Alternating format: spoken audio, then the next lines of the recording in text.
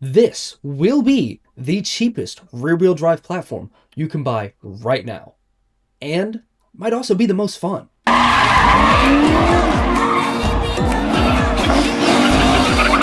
The truest triplets of the truck world, the remnants of the Chevy love, a staple of trailer parks, in the ideal truck of the 90s.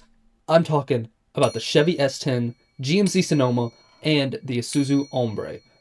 Basically the same truck, just different badges.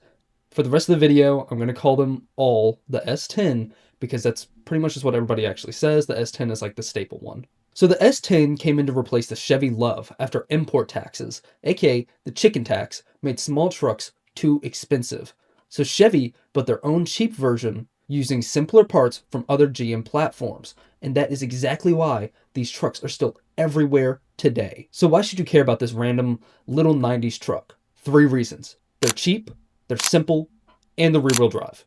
And that combination right there is getting harder and harder to find. Think about it. Most cheap cars today are front-wheel drive, automatic, and honestly, kind of boring. But these, lightweight, rear-wheel drive, and you can still find them for like $1,000 to $3,000, depending on condition. That's cheaper than most people's down payment on a newer car. Now, there's 2 main generations. The first gen, which is boxy, super basic, but super lightweight. The second gen, more rounded, a little more refined, and way more common today. I personally had a second gen, and that's what most of you are probably going to find anyways. So let's talk engines. You've got 2 main options. The 2.2 liter 4-cylinder, making around 120 horsepower. It's slow. Not even going to sugarcoat it. It is slow.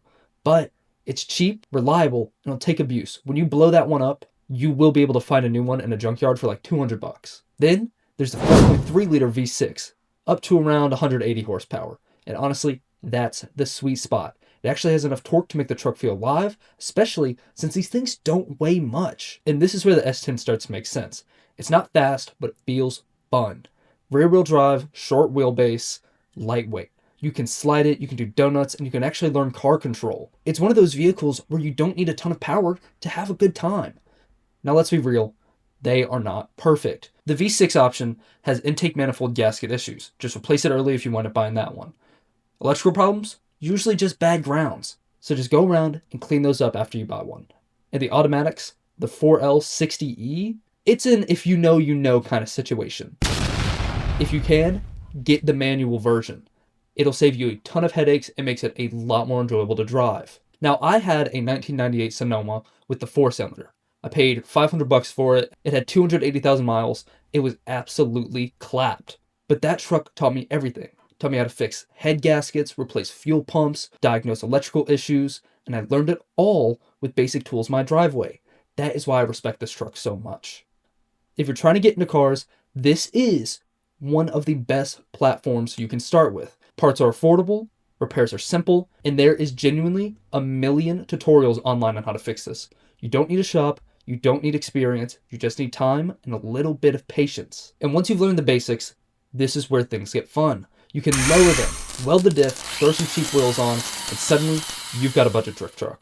These things are a staple in budget drift communities because you can genuinely throw them any direction and it will take that abuse. But let's be honest, that's not most people's end goals. Because if you're into American cars, you like V8s. And if you know V8s, you already know where this is going. 3 words. Small block Chevy.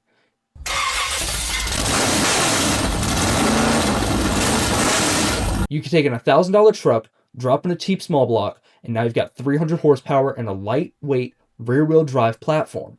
This is where it goes from super fun to drive to ludicrously dangerous to have around. These builds are also super common. The reason the swap is so popular is because it's been done so many times. There's mount kits, guides, online forums where everything you need to know already exists. You're not figuring it out from scratch, you're just following proven formulas. Me and my friends actually picked up a 305 small block to do exactly that. The plan was a rough, ugly V8 drift truck.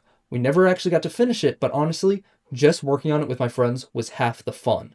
That's what these trucks are really about. If you're looking to buy one, try to find a clean frame because rust will be the biggest killer of this car. Preferably a manual, and honestly, Do not be afraid of the high miles on these. These trucks can take it, and if you're going to swap the engine anyways, who cares what the mileage is? So yeah, the S10, Sonoma, and Ombre. One of the cheapest, most fun, and most beginner-friendly project platforms out there. It's not the fastest, it's definitely not the cleanest, but it might be the most fun you can have for the money.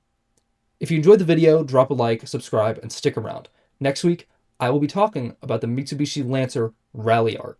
I'll catch you guys on the flip. Thank you so much for watching. Have a great day. Bye-bye.